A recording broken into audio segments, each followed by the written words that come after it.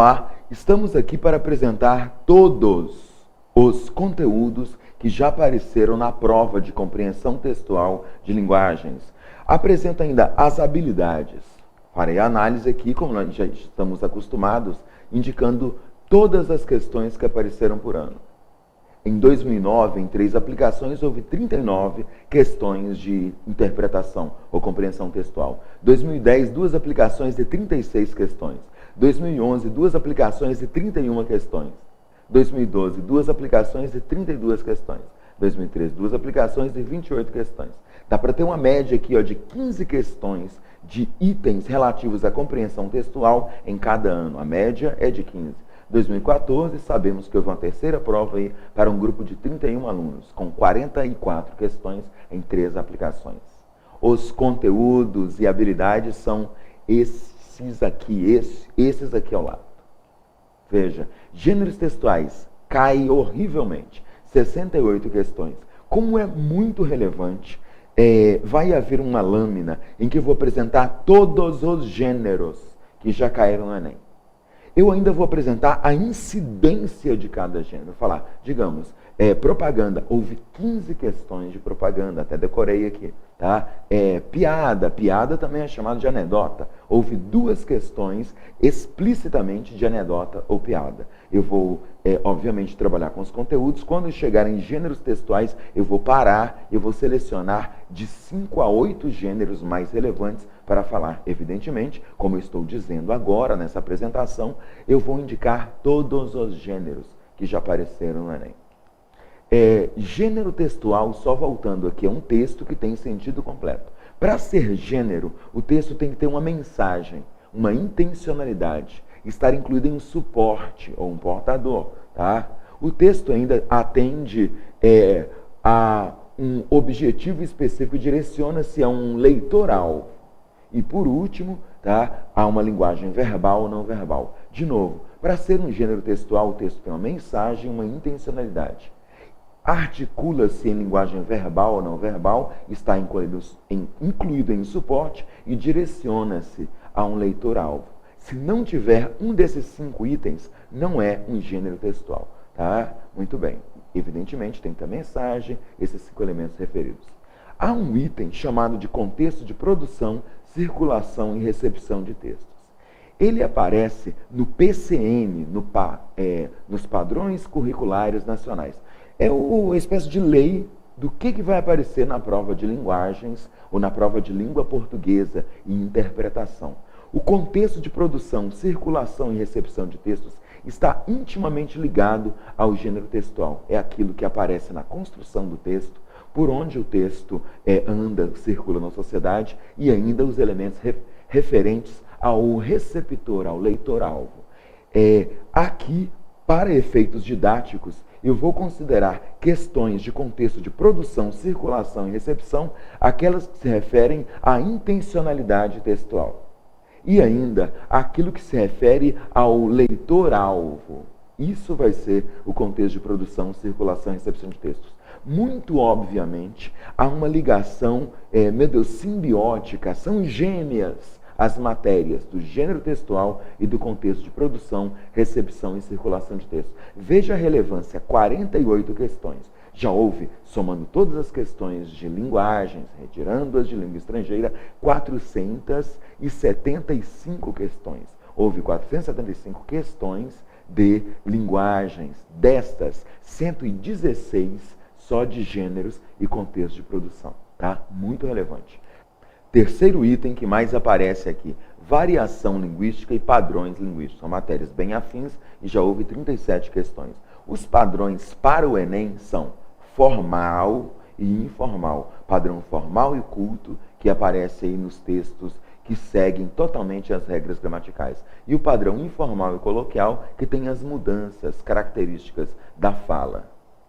A variação linguística, na verdade, é a manifestação da mudança no modo de falar ou representar, grafar, escrever. 5 são as mais estudadas. A variação histórica são as mudanças que aparecem ao longo do tempo. Tá? Manuel, a língua não muda desde 1570 ou 80, quando Camões escreveu lá aqueles textos. sem dúvida, o português que se fala agora, o português que está na nossa gramática, é o português moderno do século XVI, mais ou menos 1560, 70, 80. Tá? Mas o modo como a sua avó falava, cacunda e algibeira, é diferente do modo como você fala hoje. Tá? Não existe mais algibeira, é um bolso que existe na frente da camisa. Não se usa mais em geral. Cacunda é o mesmo que costas. Então, uma variação histórica, uma variação ainda de idade. Em geral, a idade, a mudança, mais ou menos, indica o grau de formalidade com que se fala e ou se escreve. Tá? Tem ainda, pode haver até a presença da gíria na variação etária. Tá? A variação histórica, etária, há uma variação social. Os grupos sociais a que você pertence ou nos quais você transita, tá?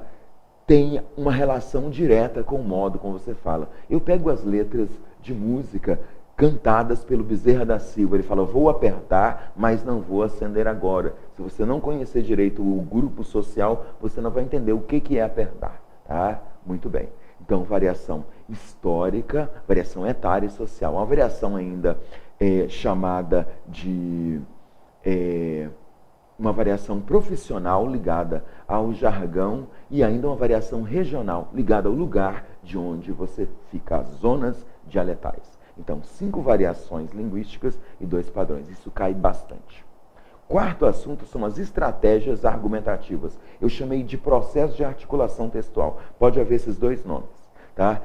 O que é a estratégia argumentativa? São as técnicas de confronto, de citação de autoridade, de causa e consequência. Essas técnicas, óbvio que a outra, trajetória histórica, são as estratégias usadas para se construir um texto expositivo, argumentativo. Diz respeito ainda, as questões, à articulação textual, porque pode-se construir uma narrativa por trajetória histórica, pode-se fazer um flashback, pode até aparecer dentro de uma narrativa uma espécie de um relato, daí vem um depoimento que funciona como uma citação de autoridade. Então são estratégias de articulação textual, posso chamado de textualização do discursos, narrativo, descritivo, expositivo, argumentativo, tá? Ainda injuntivo e de relato. São as estratégias de organização do texto ou ainda as estratégias de construção do discurso argumentativo. Já houve 19 questões. Processos de interação discursiva são as estratégias adotadas pelo locutor, pela voz que articula aqui o texto, para entrar em contato com o leitor. Isso aparece bastante, já houve 11 questões e são 4 os processos.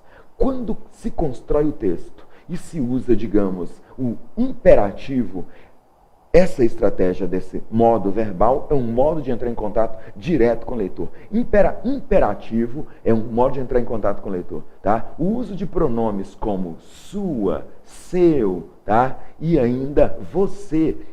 Tecnicamente, esses pronomes são da terceira pessoa.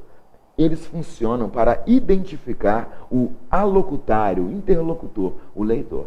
Eles podem até aparecer na sua prova chamados de pronomes de segunda pessoa. Porque segunda, quem fala primeira, com quem se fala, você aí vendo na internet, segunda, e de quem se fala, terceira. Tá? Então, primeiro, imperativo, pronomes como você, seu, sua, primeira pessoa do plural. Quando se usa a primeira pessoa do plural, obviamente o cidadão indica aquilo em que ele acredita. Vamos subir galo, que as pessoas falam, são atleticanas. E quem fala vamos subir galo, espera que o outro também seja galo, Atlético Mineiro, etc. e tal. O último recurso aqui são as perguntas retóricas. É uma pergunta que você faz, cuja resposta já aparece no próprio texto. Essas 4 estratégias aqui, só retomando, o que é o processo de interação discursiva? É um modo de entrar em contato com o leitor, por intermédio de imperativo, pronomes como você, seu e sua, ainda a primeira pessoa do plural e perguntas retóricas. Esses 4 elementos não deveriam aparecer na sua dissertação, até porque a dissertação não é um texto de injunção, injuntivo e nem um diálogo. 11 questões de processo de interação discursiva. Há questões relativas à evolução da língua, história da língua portuguesa.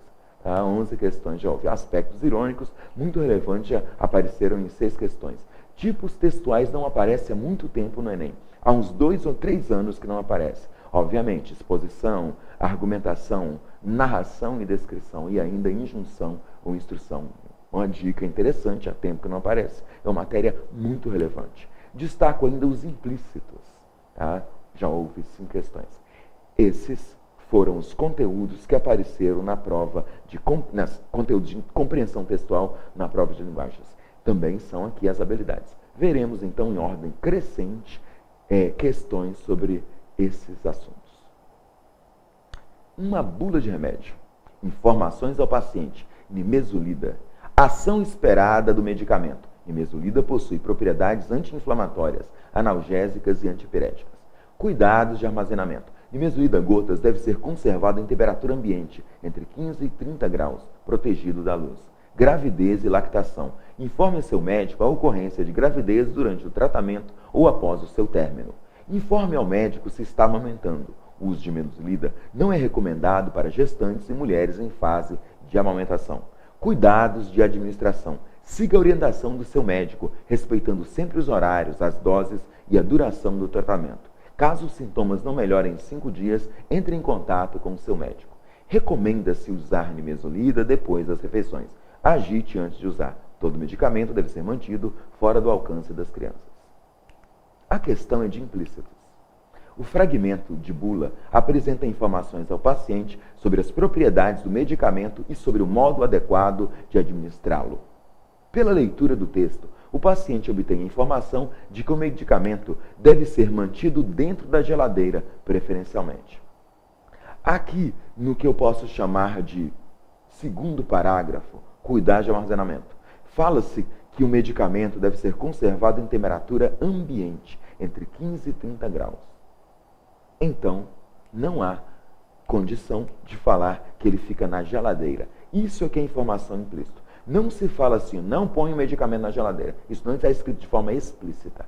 Mas, quando se fala em temperatura ambiente, indica-se entre 15 e 30 graus, não há expectativa de que fique na geladeira. Implícito é isso. É aquilo que eu posso ler a partir de um marcador textual de palavras aqui explícitas. A letra A está incorreta.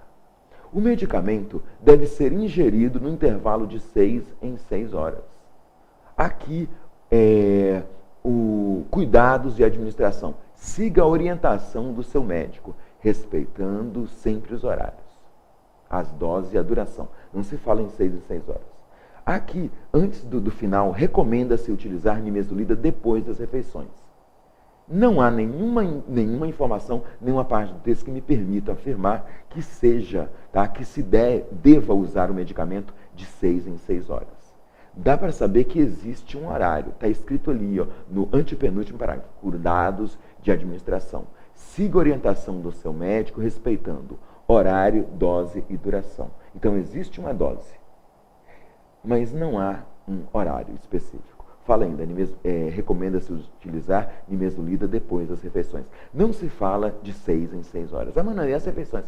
Em tese, fala-se que se deve alimentar, o ser humano deveria se alimentar de 3 em 3 horas. Então, caiu por terra aí. Nenhuma parte do texto permite assinalar a letra B. O texto permite informar que o medicamento deve ser administrado em horários específicos. Vejamos aqui se é possível. Cuidados e administração. Antepenúltimo parágrafo. Siga a orientação do seu médico, respeitando horários, doses e duração. Então, há um horário específico. Não se sabe qual o intervalo, o médico vai determinar, é aquilo que eu consigo inferir aqui, interpretar. Tá? A letra C é possível de ser marcada. Há um horário específico? De novo, siga a orientação do médico, respeitando sempre os horários. Se você vai respeitar o horário, é porque existe um horário específico. Não se sabe qual. Entre B e C, a C é melhor. O medicamento deve ser tomado por pelo menos uma semana. Isso é inverídico, isso é mentira. Isso não pode ser confirmado pelo texto. Eu estou no antepenúltimo parágrafo, cuidados e administração, na segunda linha deste parágrafo. Caso os sintomas não melhorem em 5 dias, entre em contato com o seu médico. Meu Deus, não é a semana. Tá? Então, a letra D é incorreta. O medicamento deve ser tomado por pelo menos uma semana. Não, 5 dias não deu resultado, procure um médico. É o que está escrito. D eliminada. O medicamento deve ser utilizado somente por adultos.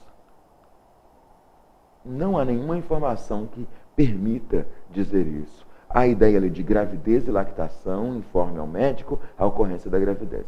Tá? Nenhuma parte do texto fala que criança deve ou não deve usar. Manel, e a última parte, o medicamento deve ser mantido fora do alcance das crianças. Todo medicamento, né? Todo, então não só a nimesulida. A letra E de escola é bastante incorreta. Nesta questão aqui de implícito, dá para afirmar, de acordo com o texto, que há um horário específico, mas não se sabe qual intervalo deve se assinalar, pois a letra C de casa.